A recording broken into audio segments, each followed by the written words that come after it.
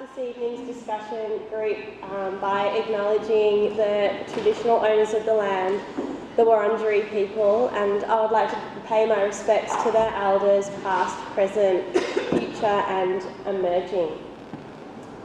I am Hugh this evening. Unfortunately, Hugh had a stack on his bicycle last week, so he can't be with us tonight. But I dropped in to say hello today, and he's in good spirits, but from what I've heard, I don't think I would like to be Hugh. So we hope that he recovers in a very speedy manner.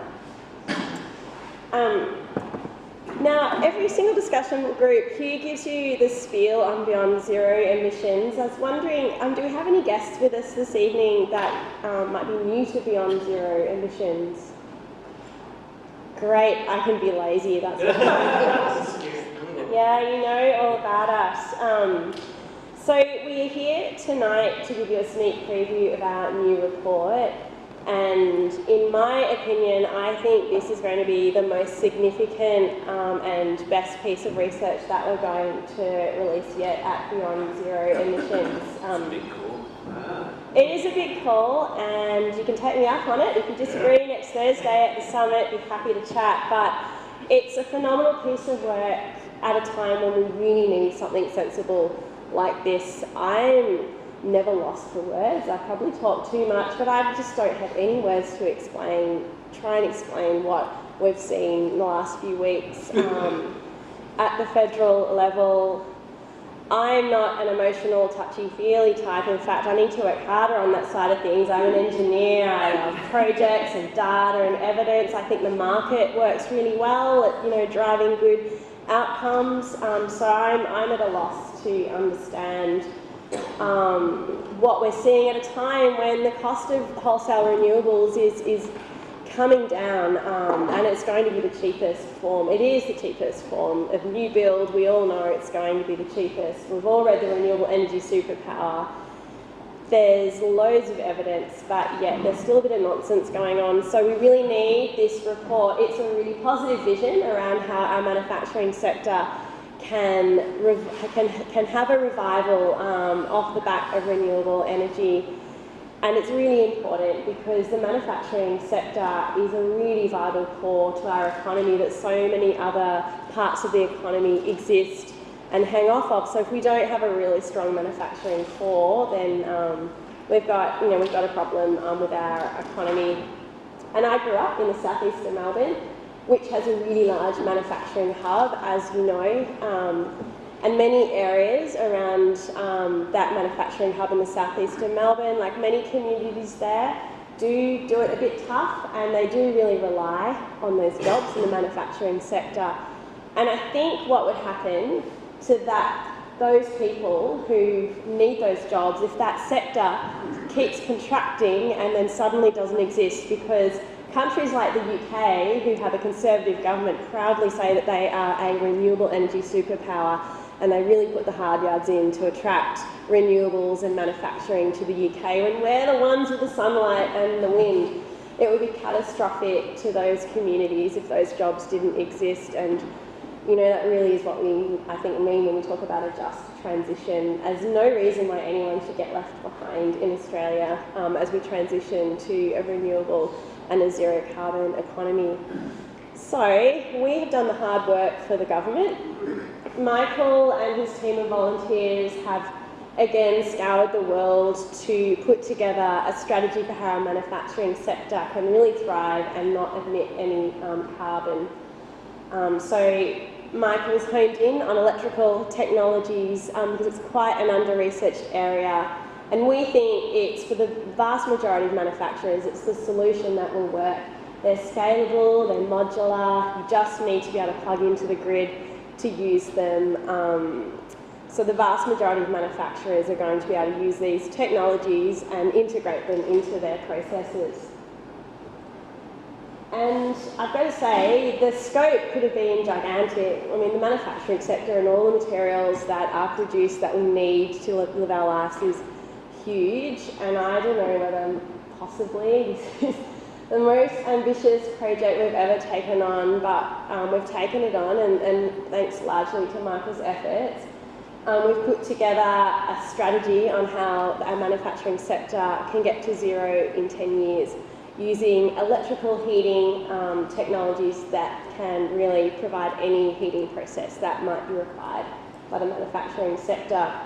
So we've got a vision, we have a plan, we've got, don't worry, it's still Nerd Central. Part B of the report has a really exciting technical description of all of the technologies, and we've got 10 case studies, and it's a pretty amazing piece of work. So we're really happy to give you a sneak preview this evening. I have a whole lot of people to thank, and I can't remember them all, and I'm going to make a faux pas if I don't jog my memory, so forgive me while I just bring it up. I had to get a new phone last week. I really don't like product obsolescence, is one of my bugbears, but I couldn't keep my phone going for more than 2 years. The last one I had for nearly 5, so I was quite disappointed. That's got nothing to do with why we're here this evening. So we had a lot of funders partner with us this time around, so we'd like to acknowledge the support of the Hamer Family Fund, the Lenko Family Foundation, the Lord Mayor's Charitable Foundation, the Mullen Trust, the NR Peace and Justice Fund, the Pace Foundation, Pixel Seed and Robin Friday. With their support, we were able to put this project together. We had an advisory committee, Alan Pearce, Dylan McConnell, Jeremy Osborne and Philip Harrington, and of course a huge long list of volunteers and pro bono experts that supported us, which we detail in the front cover of the report. I could go on all night, as I said earlier, because I just can't stop talking, but I won't because that's boring.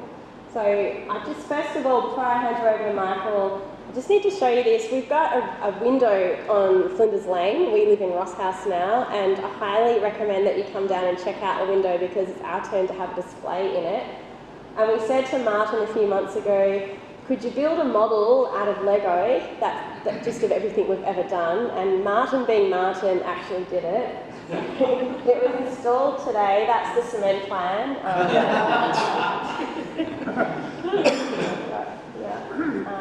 And that was it.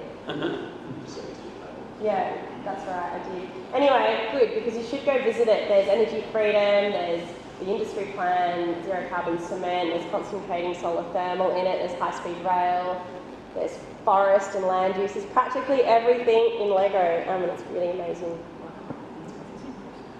One more thing, there's only 9 more tickets left for the summit next week, so if you haven't already booked, you've really got to get online and book your tickets because we've got a really great lineup of speakers, including Michael. Thank you.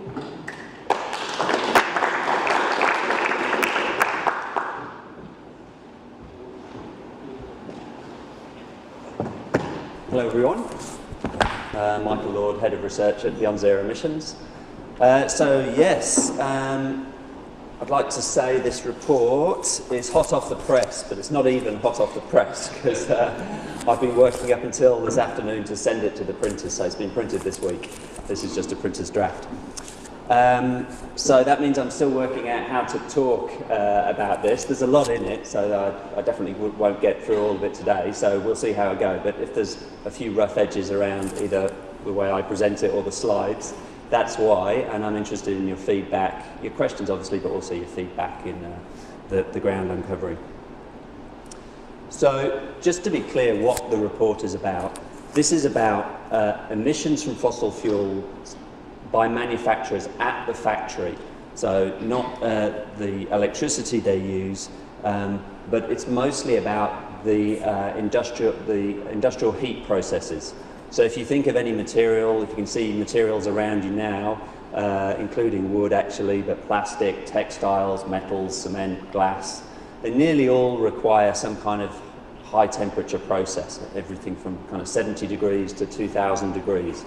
And more often than not, it's a fossil fuel burnt to reach that high temperature. We also cover some uses of fossil fuels as a feedstock, so where the fossil fuels play a chemical role in the production of 3 things in particular, steel, ammonia and plastics. So can electricity even replace that need for the fossil fuels as a feedstock, which produce emissions. I don't want to give the impression that we're saying renewable electricity is the only way you can do this. There are other contenders, other types of renewable energy that people have written more about, actually. Concentrated solar thermal is one people are familiar with. Bioenergy, biomass is probably the other one, and there are others like geothermal. So those are all great, and they've got a lot of potential, but I don't think as much potential as renewable electricity. So just an overview of where we are with Australian manufacturing. They're suffering from high energy costs. That's been pretty well publicised. So the gas, which is what is mostly used to generate heat in a factory, gas prices have doubled, trebled over the last 10 years. Tim, who's here, has written a lot about this and why that is largely to do with Australian gas market used to be isolated or insulated from world energy markets. Now we're well connected with LNG export plants, and the price has gone right up and is unlikely to come back down. So many manufacturers have seen their gas prices double or treble very suddenly as old contracts came to an end. And at the same time, electricity prices have gone up. These are ACCC figures for what manufacturers pay. According to them, it's 60%, but I've spoken to many manufacturers and their bills have doubled or more. Again, pretty much overnight, because they were on long-term contracts on old rates and they've gone to new rates. And depending on how much energy they use, they're suffering from this. The other thing is, and partly as a legacy of having cheap gas and electricity in the past, Australian manufacturers are inefficient. So for every dollar of output, Australian manufacturers use more energy than any other developed country, according to the International Energy Agency. So energy productivity is very low in Australia. A lot of old equipment and lack of investment over decades. Also the emissions, which we'll get to in a bit, the greenhouse gas emissions from industrial heat processes, there's no plan, as far as I can see, to reduce those emissions. Not even the beginnings of a plan. So the emissions are, if the circle is Australia's total emissions from the different sectors, and then the pull-out bar chart is in manufacturing, we're looking at those heat emissions there, and it's about 8% of Australian emissions. If we looked at that figure globally, we could add another 50%, it'd be more like 12%, because you'd include countries like China with a lot more manufacturing. So there's no plan for those emissions, and yet there's a plan to be zero emissions. So you'd think we would have a plan for each component of that, or at least there's an overall objective. The Paris Agreement says we will limit global warming. To limit global warming at any level, let alone 1.5 degrees, requires us to get to net zero greenhouse gas emissions and then beyond. And the Paris Agreement acknowledges for the first time, I think, in those agreements that we need to get to zero emissions. Most Australian states and territories have at least a policy to be zero emissions by mid-century, and the ACT and Victoria have legislated for that. And we're seeing more and more countries, here are some: Costa Rica, France, Hawaii, New Zealand, Norway, Sweden, with zero emissions targets by mid-century, and the European Union and UK are considering it. But still, even in most of those places, plans for the manufacturing sector are thin on the ground. The European Union does say that in their current roadmap that they will reduce manufacturing emissions by 80% by 2050, but not a clear roadmap for how to get there. So high energy costs, inefficiency, no plan for emissions, and increasing business risk, though, for any company, including manufacturers, that are wedded to a high carbon strategy. So numerous kind of financial boards, including the Financial Stability Board, which is a global organisation that monitors financial stability, the Bank of England, the European Systemic Risk Board have concluded that the transition to a low-carbon economy presents a systemic risk to the global economy through a collapse in the value of carbon-intensive goods, assets. So have people heard of the concept of stranded assets, things like coal mines, investment in them becoming stranded once policies take effect, carbon constraining policies take effect? Attention is now moving from the coal mining sector to other high carbon industries, including manufacturers. And APRA, the Australian Prudential Regulation Authority, has said that the transition to a low carbon economy is underway and the transition risks are unavoidable. And global investors representing $28 trillion in assets, that's about a quarter of the world economy, or equivalent to, says we urge all governments to implement the actions needed to achieve the goals of the Paris Agreement with the utmost urgency. So there's a coalition of forces, governments, investors, consumers, requiring more and more businesses to be low carbon. So being wedded to a high carbon strategy is becoming more and more of a business risk. And to their credit, many large corporations around the world are realising this. One format for lodging their ambition and their credibility in the low carbon world is called the Science-Based Targets Initiative. So more than 100 companies, global companies, so I've just put a handful of them up here, have announced really serious emissions reductions, and another 300 or so it's more than 400 in total, have pledged really quite serious emissions reductions. And some of them are even looking at 100% emissions reduction. So Mars and Unilever are two of those that we put up there. And what's interesting about these, the companies I put up, is that they're either manufacturers or they have a supply chain of manufacturers. And the emissions that they want to reduce are not just their own emissions, but the emissions of their supply chain. So IKEA, for example, has, as part of its 80% by 2030 ambition, IKEA plans to reduce the emissions, average emissions across its whole product range of 70%. So it doesn't matter if you're a manufacturer who doesn't have a consumer face, who isn't known to the public, you're going to be affected by these strategies because you're part of the supply chain. So the solution, or one of the solutions, we wondered at the start of this, could it be using renewable electricity for the heat, industrial heat processes, thereby eliminating those emissions? And I'd heard quite a bit over the years people say, oh, the solution is to electrify everything. Alan Finkel, who was chief scientist at the time a few years ago, gave a few speeches about the electric planet. Did people hear about that concept? And he was one of the people saying, let's electrify everything. Let's electrify buildings, let's electrify transport, let's electrify industry.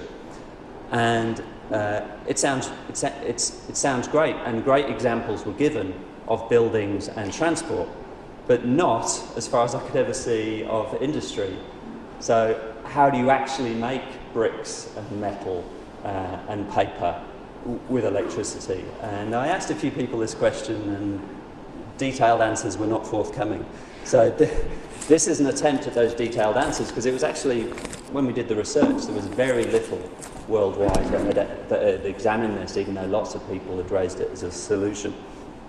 And one of the things that made us think that it was a solution was our previous work, Renewable Energy Superpower, which Vanessa mentioned, which had this graph in. I think it's the most important graph in that document, which quantifies our renewable resources. So what it did was said, if we restricted ourselves to available, affordable land within 10 kilometres of an existing transmission grid, how much wind and solar could we generate? And the answer was basically a phenomenal amount. More than all the fossil fuel plus uranium reserves we have in Australia, let alone the middle one, the ones we could possibly ever use. And we can use that indefinitely, you know, unlike the fossil fuels, which once we've used them, they're gone. So that's 5,000 exajoules. 1 exajoule is roughly what we use in electricity total in Australia. So 5,000 exajoules is more than you can imagine actually needing. So what it's saying is we've got enough renewable energy if we want it to do everything we want with it and export some if we want to do that. The other thing that made us interested in renewable electricity is just the falling costs. So here's a graph of wind and solar costs coming down very steeply. These are Australian costs just in the last 6 years. And that steep trajectory has been going on now, particularly for solar for decades, for 40 years. And we expect it to continue. We've got some dotted lines there taking it even lower. I think we're assuming solar reducing by 6% a year in costs and wind by something like 2.5 for those trajectories. That's nothing special historically. In fact, it's a lot less. It's probably going to be even better than that, but we wanted to be conservative. So it's something we need to factor in. If it makes sense economically today, it's going to make even more sense in 10 years' time. And the black line is what's been happening with electricity prices. They have come down a bit lately, but we can see renewables are now cheaper than the average national market price. The other thing to say is, if a manufacturer wants to go 100% renewable, they don't have to wait for the whole grid to be renewable. So we know that more and more manufacturers are signing up to renewable PPAs. We've got a big table of them in the report, and it's happening more every day. Some are building their own. They're not signing a power purchase agreement. So the biggest example is Sun Metals in Queensland, the zinc refinery that's building. It's a bit cold in here, isn't it? I see someone putting their hat on. Sun Metals is building a solar farm of 124 megawatts, which will power part of their zinc refinery. But if you don't want to do that, you can just sign up to a power purchase agreement. It's no risk.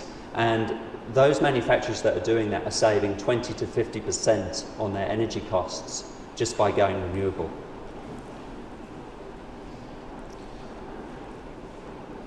So how do you actually do it? What are the technologies that are going to allow manufacturers to replace gas and coal with renewable electricity? So we cover a few. These are the 4 main categories: heat pumps, electromagnetic heating technologies, electric furnaces, and renewable hydrogen.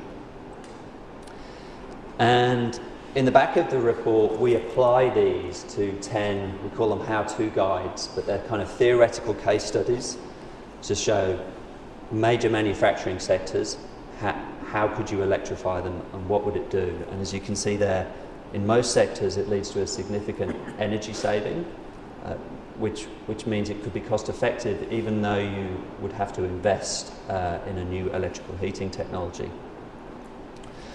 And what we found was the major benefit of electrifying to a manufacturer, looking at the bottom line, is the efficiency, and very often you can halve the energy input required for many processes. I looked at a few other industry reports that had been sponsored by ARENA about renewable heat, and what they did is they compared a different heat source, assuming you would need the same amount of energy using that different heat source. But one of the beauties of electrifying is that you can often significantly reduce the energy you need. So what that does to cost is, here I've compared just the cost of a unit of energy of gas and electricity. So the top one's gas, which I've converted into cents per kilowatt hour. The second one is buying renewable electricity from the grid, where you have to pay the network costs, and then the bottom one is on-site photovoltaics, where essentially it's cheaper because you don't have to pay the network costs. And you can see that in terms of energy, photovoltaics are already sort of competing with gas for a unit of energy, but renewables are still more expensive, even going out to 10 years' time. The cost range is between now and 2028. But that's really the wrong comparison to make. If you look at the costs, and this is taken from the cost of one of our case studies about melting aluminium prior to casting, because you only need half the amount of energy, renewable electricity from the grid is competitive with gas in some situations already, depending on what you're paying for gas and electricity. And if you can get some or all of your energy from on-site photovoltaics, then it's going to be cheaper than using gas. So this is the comparison to make. What's the cost of the energy service to produce whatever you want to produce? So apart from the advantage in efficiency, which can lead to cost savings, electricity has lots of other advantages. The second biggest is probably often it increases the speed of production, particularly the electromagnetic technologies, sometimes from something that takes hours to just seconds. And that, in some cases, will probably be of more interest to manufacturers, just the productivity gains you get from the speed. There's the control and the precision of electricity. You can control the temperature, you can precisely target it at a particular area of a material.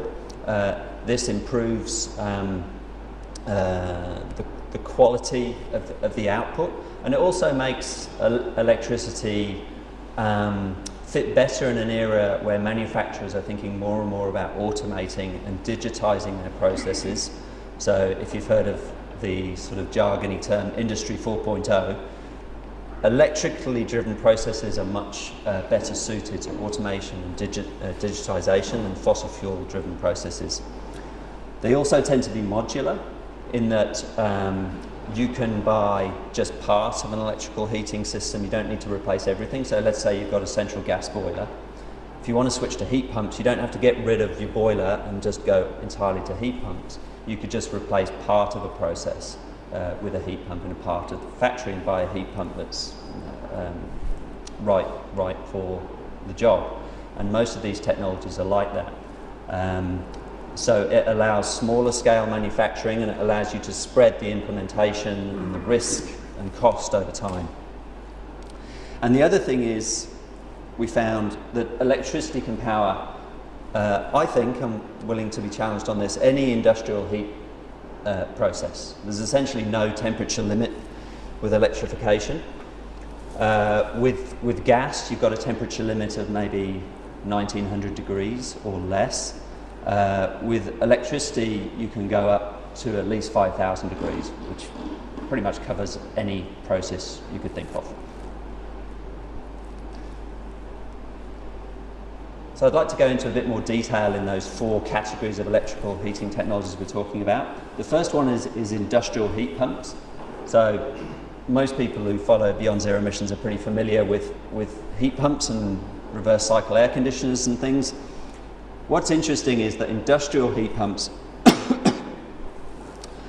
are now able to achieve temperatures up to 160 degrees, which means they can provide steam up until that temperature, and a huge number of processes, particularly in the food sector, don't require anything hotter than that.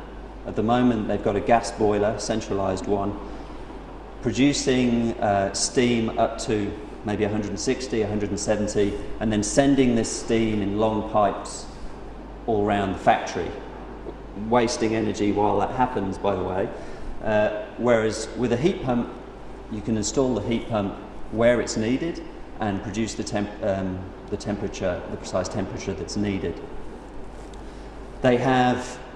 So an industrial heat pump needs to have a source usually of waste heat, and there's usually many sources of waste heat. We've got a drawing here of a drying chamber, so you might be drying bricks or timber. It's expelling warm, humid air. Normally that type of heat is quite hard to reuse, but not with a heat pump. So the heat pump could take the warm, humid air, which is at, say, 70 degrees, take it up to 100 degrees and put it back into the drying chamber. And depending on the temperature uplift, they can have efficiencies up to 700%. Actually even higher if they're used in combined heating and cooling mode. So you can get these industrial heat pumps that do heating and cooling at the same time.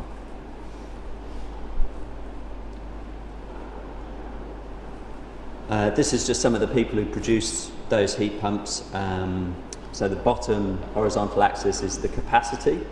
So that's kind of showing that some of these heat pumps are huge, so going up to 20 megawatts. Those are used for district heating, usually in Scandinavia. That's a lot bigger than a factory is likely to need, but it's just making the point. And they're also in the low megawatt scale for the temperatures above 100 degrees. Up to 165 is the hottest we're able to find. Within 10 years' time, it's expected there'll be heat pumps capable of producing 200 degrees. So one of the case studies we applied heat pumps to was beer, just a shameless attempt to grab people's attention. The brewing process is actually, it's a good one to choose for heat pumps because it doesn't require particularly high temperatures. There's nothing really over 100 degrees, you need to boil things for a while. Nearly always done with gas, so you can replace with a heat pump, and we found you could save 69% of the energy required to make beer. And this was the cost comparison for that. So on the left, gas at various different prices, and then what you pay for electricity now, and then what you pay for electricity using our estimates in 2028. So you can see that it's already cost competitive, and there'd be quite a short payback period on investing in heat pumps.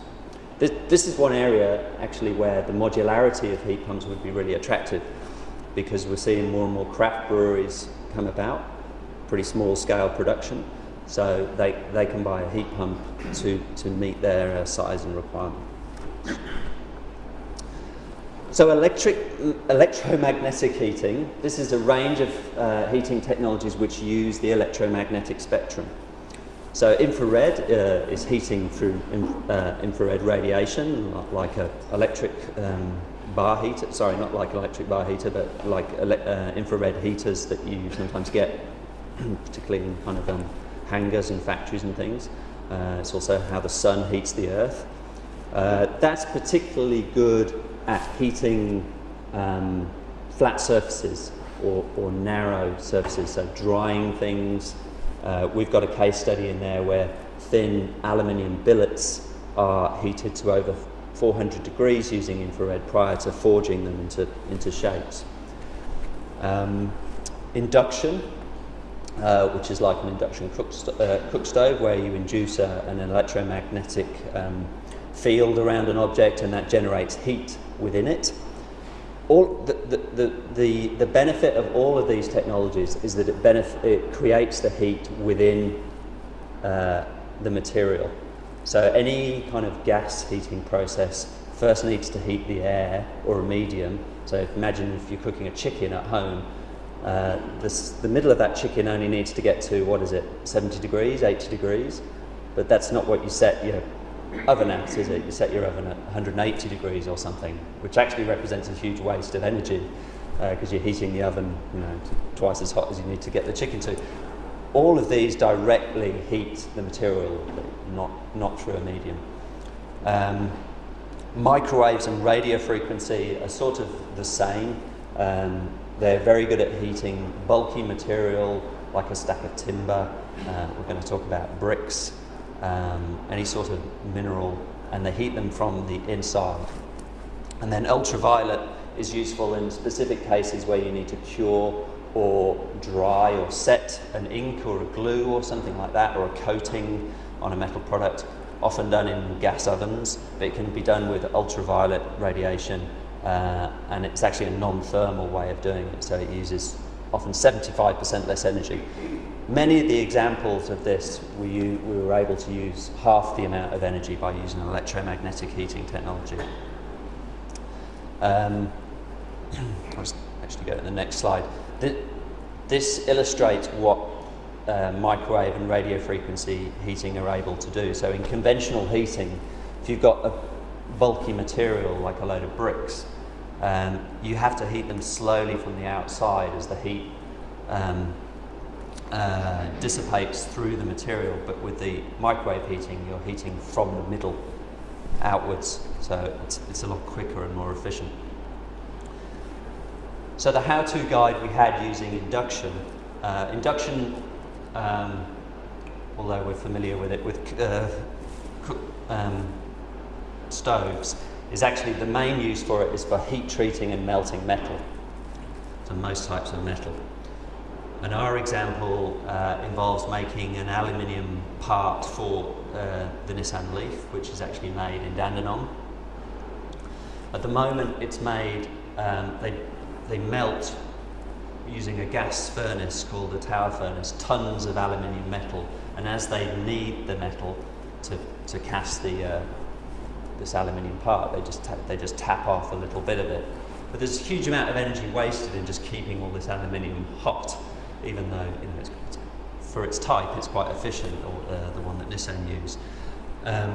You could do the same thing using electrical induction, and it would be more efficient.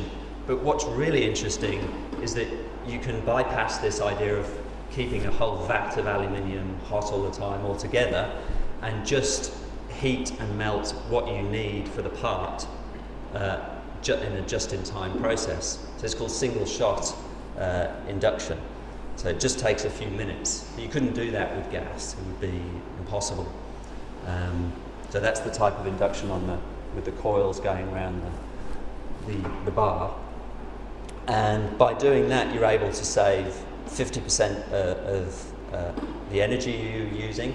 It also reduces material waste, because when you keep aluminium hot, a portion of it tends to oxidize, and once it's oxidized, it's useless. You have to chuck it away. Because this is so much quicker, it has much less chance to oxidize. So you're saving material and you're saving energy, because you're not melting metal that you're then going to throw away, and it speeds up the whole process. The example we had using microwaves sounds a bit odd. I thought it was strange when I first heard it, but there has been numerous people who've researched it, is microwaving bricks. So bricks are made industrially in a tunnel kiln. So that's a kiln where they move very slowly through a kiln that gets hotter and hotter as it gets to the middle, and then cooler and cooler. And it actually takes 2 or 3 days to fire bricks. So a lot of energy, as you can imagine. And one of the reasons it takes so long is that if you could make the kiln hotter, and the bricks would get hotter quicker. But if you heat them too quickly, the bricks will crack. If you combine that exterior heat with microwave heat, which, as we saw in this slide, heats from the middle, you can fire those bricks in less than half the time and use about half of the energy. And you only about 10% of that energy is actually the microwave energy.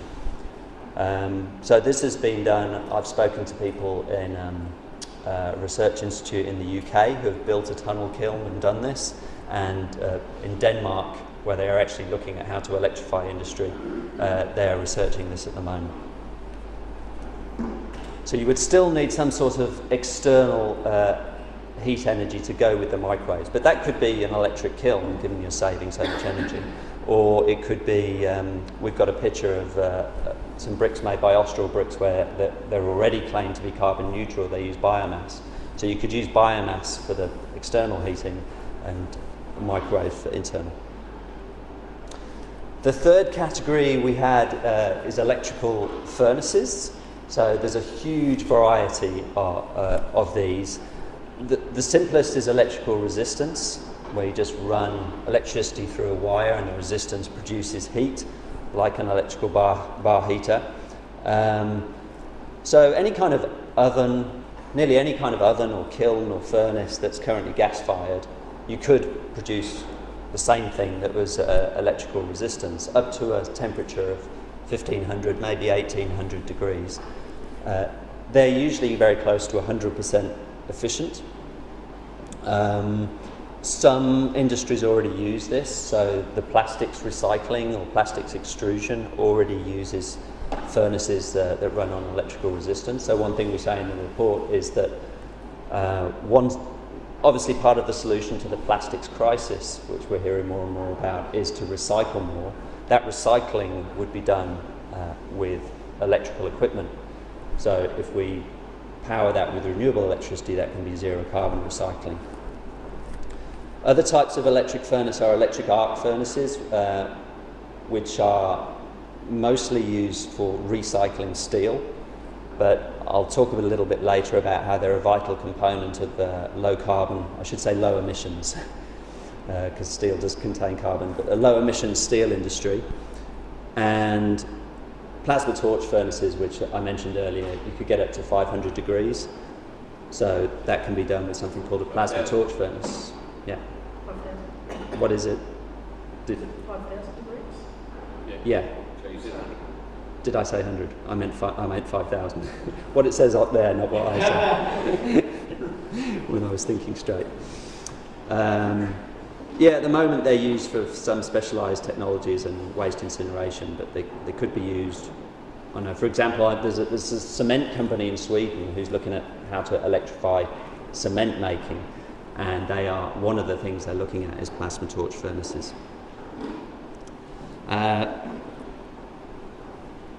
One of the things, carbon fibre is something else that is made in electrical resistance furnaces, very high temperature processes up to 2000 degrees to make carbon fibre. It's a great material for a number of reasons for the things we're interested in. Carbon fibre is used more and more in wind turbines as they get bigger. It's great for transport because it reduces weight, but the problem is if you make it with grid electricity, the amount of energy it takes to make carbon fibre means you could have to drive a car made of it for your whole life to get those emissions back. So a great solution is to make carbon fibre with renewable electricity, and there's a lot of interest in carbon fibre in Australia, which is partly why I put it in, and there's a research organisation called Carbon Nexus based at Deakin University looking at different ways of making carbon fibre and different ways of using it. The last technology is renewable hydrogen. So this got in there because you can make hydrogen with electrolysis. As well as making hydrogen, you can also, once you've gone through the step of making hydrogen, you can also theoretically make, not theoretically, it's done, synthetic hydrocarbons. So you can make, if you have an organic source of carbon, you can just make methane. So one way of electrifying industry would be to stop using fossil gas and just make all the methane you need, because it's the same gas, right?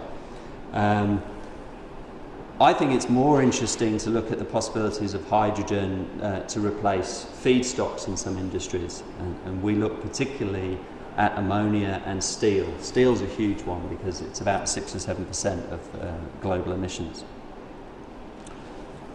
How much does renewable hydrogen cost? So on this chart, the grey box represents what hydrogen costs at the moment. So kind of sort of between, but less than $4. It's usually made with natural gas as the starting point and releases a whole load of emissions, the carbon bit of the natural gas, to get at the hydrogen. At a price of 6.5 cents per kilowatt hour, which is the orange line, hydrogen can be competitive towards the high end of that box. If electricity was only 4 cents per kilowatt hour, which is what we expect it to be in 10 years' time, we're looking at it being very competitive with conventional hydrogen. This graph is from the International Energy Agency, and they specifically mention Western Australia as one of the places that could achieve these prices. So the bottom, to get the cheap price, you need the electrolyser running nearly sort of 75% of the time throughout a year. So you need both good wind and solar resources, so that they mention the Pilbara as a location for that. And in fact, Yarra, who's the world's biggest ammonia producer, is building a renewable energy plant in the Pilbara, a renewable ammonia plant. So one of the great things about having affordable hydrogen is that you could make hydrogen-based steel. So as we know, steel is made with coal or coke, and the coke is reacted with iron ore, and that produces carbon dioxide emissions. You can do the same thing, produce iron from iron ore using hydrogen. That produces iron, and the only byproduct is water. What's interesting to me is this has been in the news recently because the Swedish government are investigating how to do this, and it's always spoken about as something that if the Swedes really invest in this for 30 years, we might be able to do it. But the strange thing is it's already been done. Hydrogen-based steel was already produced in Trinidad from 1999 until about 2006 using a process called Red. And that was on a commercial scale, so we know we can do it. We just need to do it again with renewable hydrogen. And the sponge iron is then put in an electric arc furnace to make steel. So if you do that, all powered with renewable electricity, you could potentially have zero emissions steel. So the overall potential, this figure is probably a bit hard to take in, but this is the sectors and the amount of emissions that could be avoided in each sector by using renewable electricity to power it. What we're saying basically is every sector could avoid using fossil fuels to produce whatever it is, steel, chemicals, cement, paper, and that would eliminate up to 8% of Australian emissions. How do we make it happen? There are some manufacturers who can just do this now. They've got the money. We know enough about the technologies. They can invest in it now. But to happen at the speed and scale that we need governments, federal and state, to implement proper industrial strategy. So there's a huge opportunity here. We've seen how governments and companies around the world, we've seen what direction they're going in. They're going towards zero emissions manufacturing. So there's a huge economic opportunity for Australia to lead in this. And that seems to me to justify a coordinated industrial strategy which aims to tap into that opportunity at the same time as reducing emissions. And the actions 3 to 4 really aim to tackle some of the barriers to this. So information provision is actually a really big one. So just the information that there are heat pumps that can produce steam is not widely known, let alone there being lots of consultants and providers who will tell manufacturers that they're available and that they can install them. So there's a huge sort of barrier there that needs to be tackled with information provision, which the government could help step into. Financial incentives to invest in some of this equipment. Research and commercialization in areas that still need research. For example, we know it's possible to make heat pumps that produce 200 degree temperature, but we're not there yet. So that's an example of an area where we need more research. And governments and large businesses can play a really powerful role in what they buy, and we've already seen that organisations like IKEA, Unilever, Sony are already signed up to playing that role in sustainable procurement and looking to lower the emissions of the products they buy in their supply chain. So lots of opportunities for Australia, eliminating emissions, and just being competitive in the low carbon world. As Vanessa said, manufacturing is a really important sector. It's the driver of innovation more than any other sector. It produces high quality jobs. It has more of a multiplier effect than any other sector in that every job in the manufacturing sector produces other jobs in other sectors. And we've got a great opportunity to produce energy intensive exports in Australia. So Australia should be the home of the production of energy intensive materials like ammonia, like steel, like carbon fibre.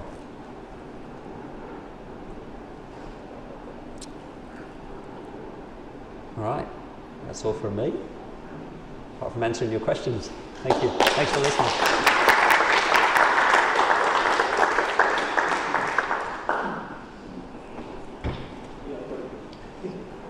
Yeah. I noticed you had the induction heating technique. You didn't mention the frequencies. Is there specific frequencies that they operate at? Yeah, let me just refer to this handy guide. Yeah. There are, and you need to. You obviously need to combine get the frequency right for the material, the distance for the material, whether you're heating a really small object or a large one. The other thing induction is great at is for all sorts of heat treating processes. So metals are heat treated to harden them and things like that. So you might just need the induction to have an impact on the kind of the surface or the outer bit of the material. So that would affect the frequencies. I saw a prototype of an induction water heater for domestic use just recently, and the first one I've ever seen. And they said that they were looking at a commercial version of that soon. So it's apparently more efficient than their heat pump. Yeah, I'm not sure. I know you can use induction to kind of to secondarily heat something. So in that you would obviously be heating the metal in the water tank, and the metal would be getting hot and heating the water. We really focused on its ability where it's really attractive to manufacturers is its ability to heat the metal directly. Yeah. So that's what we focused on. So. Yeah, the frequencies, if you're interested, are 50 hertz to 500 kilohertz. So there's a bit of a range. Yeah. Okay. I'm just wondering how the manufacturing sector was spread throughout Australia. Look at whether there were pockets in different regions, and if so, what sort of manufacturing industries were located there? Well, where we're having our launch at the synchrotron, down that area of southeast Melbourne, I think 40% of Victorian manufacturers is in that kind of precinct, is in that area. And then there's a couple of other manufacturing areas around Victoria, on the in western Melbourne, around Altona and places like that. So there are some centres, and then there's particularly food manufacturing is very distributed. The biggest user of gas is actually alumina production, and that's only at 4 sites, 3 of which are in southwest Western Australia. Steel, there's only 2 places that make kind of primary steel. So did the report actually identify what sort of processes are relevant to those areas? we don't talk about particular areas, not really. We talk about particular industries, but we don't go into a lot of detail about where they are. No. But it's relevant to those industries, you say this production is big for this type of process. Yeah, that's right. So all the industries we talk about are industries in Australia. Yeah. So another of the case studies is about paper, drying paper. The paper mill at Maryvale is Victoria's biggest user of gas, and a lot of that is for drying paper. So our case study focuses on using infrared to dry the paper, but that wouldn't be the only way. You could dry it in a number of ways. Yeah, Michael. Your complicated diagram showing all the different contributions from different processes. What were the units in that? Millions of tons of CO2 avoided. Per year? Yeah. I might have to rethink using that in a slide. But, Mine is too complicated, she should have complicated. okay. I think it's really useful actually. Yeah, so, you know, well, one reason I'm not sure about that slide is it gives a very misleading picture of how important those sectors are to employment. So the biggest employer is food. But food and the fabricated metal and machinery in the little corner, they're by far the biggest employers there. Yeah. Oh, I'll just go to this guy and then you, Tim. Yeah, two questions. On the iron and steel process, Yep. you say that you can create sponge iron and you process that into steel. Where do you get the carbon? Yeah, that's a good point. So the hydrogen-based steel, unlike producing steel in the blast furnace, comes out with no carbon in it. The carbon comes. Hydrogen steel. The hydrogen-based steel, that sponge iron has no carbon in it. Whereas in a blast furnace, it would obviously have carbon. So you need to add the carbon in the electric arc furnace, and you can do that with biomass. Yeah. And the second question. Or used tyres. Sorry. Or used tyres. Okay. Yeah. You referred to the energy and financials associated. Yeah. Did you look at the financials, productivity improvement, time savings, that's in any of the cases? No, there were a lot more ways where we could have looked at the financials. We could have done, you know, a full assessment of return on investment, but to be honest, it was a bit too much to do. It was a big enough scope anyway. So we really, for some of the case studies, we've looked at capital costs. So the brick, for example, we've looked at the capital costs of setting up a kiln, which was microwave assisted, compared to a conventional kiln, because we had that data. But often it was quite hard to get the data, so no, there's a lot more work to be done on that. Tim? Back to the complicated chart. Yeah. And just a comment, more than a question. Well, first Yeah, I'm interested in comments. The presentation was excellent. And Thanks. I can't imagine there's much yet to change. Thanks. This chart doesn't talk about the future, does it? So you talk about how Australia is a leader in carbon fiber, etc. So that could certainly blow out a section of this chart that might be small at the moment, that could become enormous, or huge manufacturers not only for export or whatever. Yeah, that's a really good point. I mean, one thing we want to get across as we communicate this is that this isn't just about replacing current manufacturer. There's a whole load of opportunities, as you say. I guess it's hard to convert that into emissions avoided, but there still are emissions avoided overseas. I mean, if Australia had a zero emissions steel sector and that competed with Chinese high emissions steel, then it would be avoiding emissions. But yeah, it's a good point. So on this chart with all the different solutions, so how many of those would you consider proven technology? I know it's been a BZE philosophy in the past to take advantage of stuff that's practically proven and not proven. So what's the scale of range of development required here for these things? Look, they're all pretty much proven. They're all used in some way in industry. No one's microwaving bricks commercially, but it's been proven on a pretty large scale. The guys who proved it built a pretty big tunnel kiln.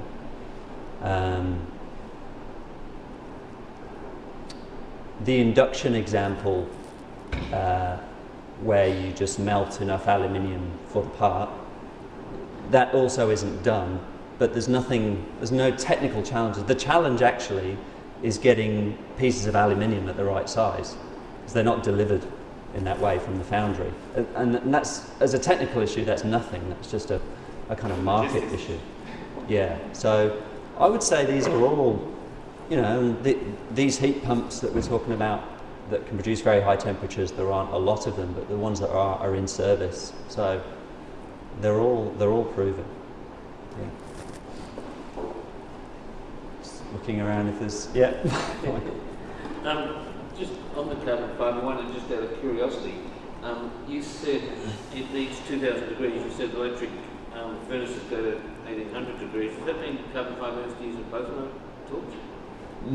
No. Yes, some carbon fibre needs 2,000 degrees or even more. It depends on the carbon fibre. I'm not an expert in the differences. Somehow the machine produces that temperature. I'm not quite sure how. That probably something I should have mentioned is that picture there is a carbon fibre machine which is world leading, which is made in southeast Melbourne by Furnace Engineering.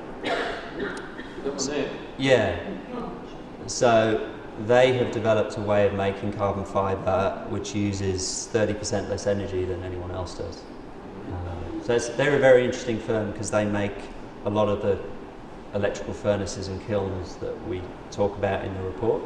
And the managing director of Furnace Engineering will be at the summit next week. Yeah. He was actually one of the people that gave me confidence that this could happen, because he said, oh, well, a lot more of industry used to be electrolysed because until the early 70s we didn't have gas in Australia. And I thought, oh yeah, that's a good point. You know. You should have an i3 then, I don't know whether that is. I should have what? The i3. Ah, really? Okay. Yeah. Yeah, that's right. Well, you'll have to send me a picture of you two sitting in your i3. Yeah. I guess more of a comment than anything else. Yep. The way I've observed it, there doesn't seem to be a great core of people who A, understand the potential of heat pumps, and B, understand that heat pumps exist, because they don't understand them by that name, and they don't understand that even if they did understand it as being a heat pump, that it's used any more than a split system air conditioning. That seems to be about the limit of many people's knowledge of the technology. Did you find that sort of phenomenon when you were doing your research? Yeah, definitely. We had a volunteer who worked on the beer case study. He's been a mechanical engineer and advisor to industry on energy. He's kind of semi-retired now, so he's been doing it for a few years. He didn't know about the existence of heat pumps that could do, what those type of heat pumps. He'd never heard of them, and this is a guy who's been in the industry for years. So this is why information is one of the big things that we have to get across. And because knowing about them is obviously just the start. Then you've got to have suppliers, installers, consultants who really understand them. Yeah. Well, there needs to be a couple of things here. One, there needs to be more of these summits where information is on offer. Yeah. But there also needs to be a greater emphasis on policy from large manufacturers and corporates and what have you to free their staff up to go and attend these things and collect information and network, because that's how people find stuff. Yeah. If they didn't know something about, well, this was my problem in the beginning, if they didn't understand the existence of that technology, then it's its own limiting factor. Yeah, of course. And there's vested interests in the status quo. If you're a consultancy or an engineering firm that knows all about gas boilers, you're not going to walk into a factory and recommend an industrial heat pump. I think it's unlikely anyway. Yeah, that in itself I don't understand, because if you're a company that sells things, you can sell this other product as well. Yeah. Well, I'm sure it could happen. Some countries that you see more and more heat pumps in Europe. Japan, there are hundreds, maybe thousands. South Korea, there are loads. We've got a load of case studies in the report. These aren't insurmountable hurdles, but we just need to be aware of them. Yeah. Did you have a question? Oh, it was Tim, yeah. The electricity network costs, chart Yes. there on one of your bars. Yeah. So, I guess I could have a couple questions. Is that just based on where we're at today with network costs, and so are they really real, or is there scope for those to change, to shrink? But on the other hand, with these industrial uses, you could imagine that you could get a bit of a ragged profile for electricity demand, which then might increase the cost of supplying electricity in such a profile. We could have got bogged down in network costs. I'm not asking for an answer. Yeah. On the future necessarily, but like what's the network costs are these days. When we were looking at current energy prices full stop, but particularly networks, we just had to plump for a realistic cost. You know, the range that manufacturers pay for energy is huge for the energy part of it and the networks, and it depends on, you know, the peakiness of their demand. So we just went for 5 cents a kilowatt hour, which some of the people we spoke to are paying, and we made the assumption that that wouldn't change in the future. Obviously it could, you know, reading about it suggests that that would need a huge write-down of the value of energy networks. In terms of the paying more because of the spikiness, a lot of these technologies enable you to actually make money from demand management. So I don't know whether people saw the report out from Flow Power and the Institute of Sustainable Futures a couple of weeks ago, and they were talking about manufacturers with a renewables PPA being able to save up to a third of their energy bills just by avoiding use at the peaks, so from demand management. So many of these technologies would enable you to do that. So if you had an electric boiler, for example, they stay hot for ages. So if you were heating it, you could just turn it off for an hour during the peak. Similarly, if you had a large induction furnace holding molten metal, you can turn that off for hours and the metal will stay molten. Hydrogen electrolyzers, you wouldn't have to produce the hydrogen every second of the day, you could turn it off for a while. And there's money to be made by providing that, that's a service to the grid. Yeah. Sorry, keep asking questions. No, it's good. On your section of making it happen, I think you had 7 points. How far does the report go? Is it just sort of name the, like, getting information out of the various points you made? Is that where the report leaves it, or does it go into a lot of detail on that? There's about 5 pages on it. It goes into some detail. I mean, it's not a policy report, but yeah, I reckon there's about 5 pages. I've actually missed carbon price off there. We're also saying carbon price, because we always say carbon price. Yeah. Hey, Vivian.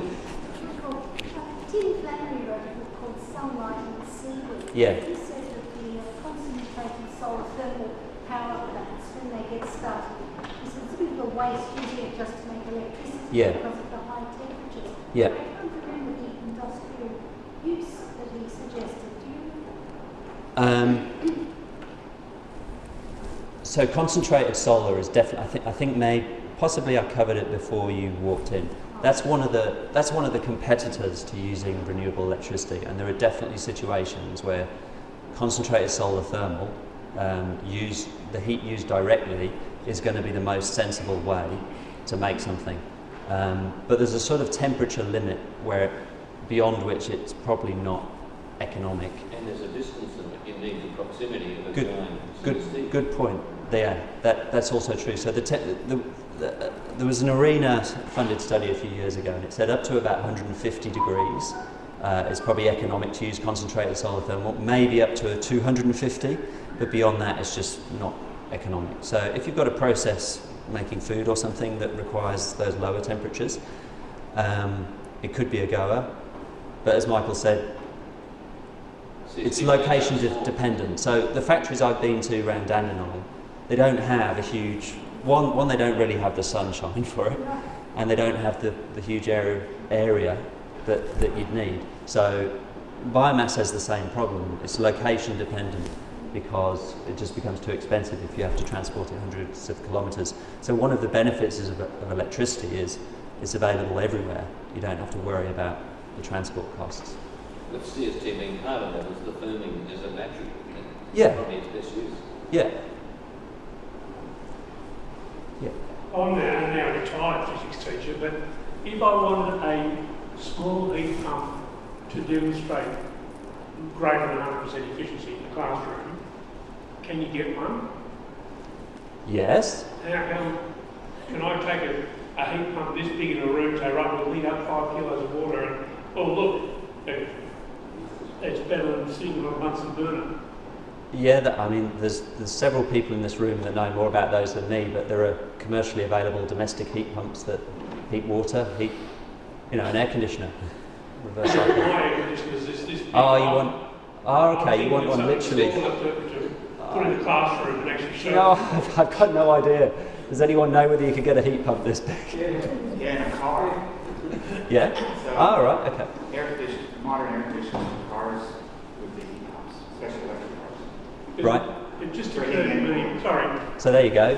A vehicle contains a heat pump. as far as I can see, I'm now retired, but there's nothing about heat pumps on the physics syllabus in Victoria, Yeah. and I'm thinking there should be. Yeah. I think all of this should be, and certainly in engineering syllabuses. But one of the things we found, people aren't even studying this. People aren't studying how to make the things that we've been making for hundreds of years. So there's a lack of knowledge. Not in Australia, anyway. Yeah. A comment and a question. I published an article in Renew magazine recently, renewable heat, what is it, why do we need it? So I'll show you later on. Question, so how groundbreaking is the report? Like I said, it sounds excellent, the presentation's been excellent. I suppose Rocky Mountain Institute or somebody would have touched on something similar or not, or is this truly, it's certainly the first that I've had such an education on all these different things. Honestly, and I've done my fair share of Googling about this, this presentation that puts all the electrical heating technologies together and says we can electrify manufacturing is, as far as I'm aware, unique. It's amazing. Yeah. There was a Swedish study which covered this in about 5 pages with sort of scientific paper with some very high level figures and with just, chemicals, what do we reckon, this many terawatt hours, steel, this many, but didn't really talk about how you would do it. There's information published by the Electric Power Research Institute in the US, which certainly talks about the electromagnetic technologies, but they don't bring hydrogen into it or heat pumps or even the furnaces too much. But I certainly got great information out of them. But painting this picture of, this could be everything, no, I haven't come across that, which was a surprise. So when are you off to California? They did invite me, actually. Yeah. During your presentation, Go on. sorry. No, go on, carry on. During your presentation, you put up a slide that compared the costs of renewables to traditional forms of energy, and it went up to here, this code here, and then it had a dotted line which was very slowly pointing downwards. I know the one you mean, there. Yeah. Now, That's our projection. so are you saying from that dotted line, from that projection, that the cost of renewables over the next 10 years is not set to reduce a great deal more than it is? Is that that's attempting to explain? Hopefully, yeah, I can see what you mean by that, but that's actually fairly significant reduction. So that's taking solar from 7 cents a kilowatt hour to 4 cents a kilowatt hour, which is not far off a 50% reduction, which in terms of economics makes a huge difference. Well, you're not suggesting another 50% reduction in the next 10 years, what? Yeah, that is actually what it shows. It's going from 7 in 2018 to 2028. Maybe because of the size of the scale, it's not that obvious. So I might have to think about that, because the fact that not just solar but wind as well will be a lot cheaper in 10 years' time is something that needs to be factored into all this. So if you electrify your processes as a manufacturer, even if you're only breaking even today, it's going to get cheaper and cheaper. Absolutely. Yeah. Yeah. Yeah, yeah. So I was thinking that the BIC's probably going to have in some of this for industry is, you know, like perception that renewables are not respectable and reliable. And Yeah. do you have a cost for sort of having backup systems to, you know, say this leads to what 50% renewables on the grid, you know, we Yeah. then would need some kind of other sort of forms of Yeah. energy to back it up. Yeah. Is that included in the price, or are you just looking at the sort of people putting their own renewables in and get backup from the grid? We didn't cost that. At one stage it felt like the whole report would become about the electricity markets, where it was meant to be about electrical heating technologies. So we don't go further than just saying that variable renewables can be firmed in various ways. It may not be a big part of the firming may not be a big part of it. So one of the manufacturers that we spoke to that has a renewables PPA from a wind farm is able to take 80% of their electricity from that wind farm, and that's just one wind farm. They're not spread out, and the rest of it, when the wind farm's not producing and they need it, they just use grid electricity. But they're going to replace that. That's before they've got solar panels, so they plan to get solar panels. So once they've got that, I imagine they'll need a very small percentage of sort of firmed electricity. But yeah, definitely it does add something to these costs that you need some kind of storage. But we didn't do separate analysis on that. Yeah, Imogen, I'll come to you next. Have you looked at, I guess, looking at plant projections and temperatures heating up and heat waves and things like that, have you looked at whether heat pumps perform better than gas boilers under, you know, a 50-degree day or anything like that? No. The thing that springs to mind about that is that one of the advantages of electrical heating technologies is that they mean the environment is less hot in the factory. So, although it doesn't answer your question, from a point of view of the comfort of workers, electricity is quieter and less hot and safer. But how they perform in what 40-degree days does to their performance, I'm not quite sure. I mean, yeah, I don't know. Yeah, okay. I was just going to ask about Whyalla and the example of what say is doing with renewables and obviously the firming of the pumped hydro. Yeah, yeah. How well does that example fit what you were talking about, or how much further do they need to go to meet? Well, it's fantastic what Sanjeev Gupta's doing at Whyalla, and probably something I should mention really in this presentation, because they're backing renewables in such a big way, and because it shows that you can use renewables for, you know, seriously heavy industry producing steel. So it's something we mentioned in the report. We'd have loved to have gotten to speak at our summit, but we weren't able to. He's not going all of the way, because he's still making steel in the conventional way. And that's what often doesn't come across in the press. There's still a blast furnace burning coke, right? Which is how most steel is made.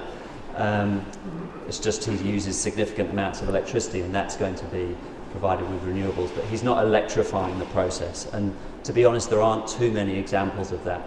But there are a few in Australia. Because he's been so open to doing that, do you think he makes an ideal first case for working on prototypes for this side of things?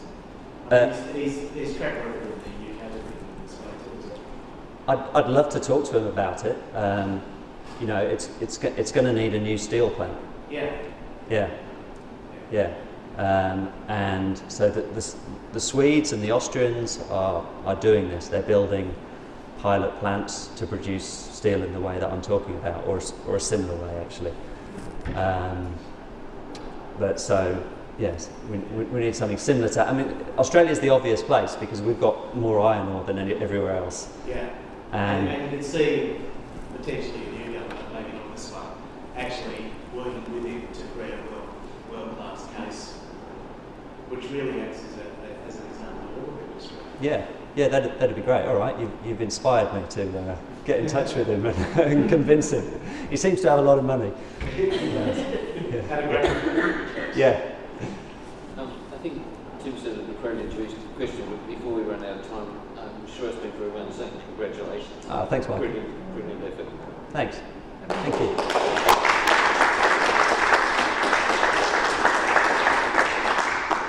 Thanks everyone, and thanks for asking some, really interesting questions.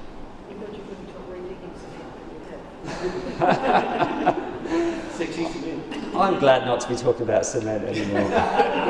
Although I did mention it. No, thanks everyone.